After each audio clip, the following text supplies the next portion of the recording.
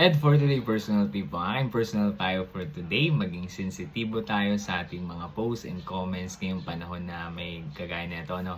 Bagyo, baha, na kung saan maraming sinasalanta ng baha, no? Hindi lang naman sa Metro Manila, pati na rin sa ibang mga lugar, no? Kaya hanggat maaari maging sensitibo tayo din sa mga posts and comments natin, no?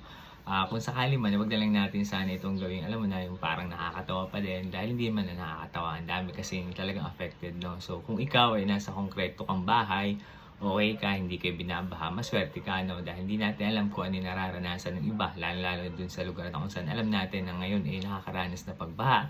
Hindi sila nakakapasok sa work, hindi nila magawa yung mga kailangan nilang gawin. In short, talagang affected na affected sila, no? Kaya hanggat maaari, iwasan natin magkomento ng hindi maganda or kung ano pa mang hindi makakatulong sa sitwasyon ngayon, no? Kaya nga kailangan maging sensitive tayo o maging sensitibo na lang tayo, no?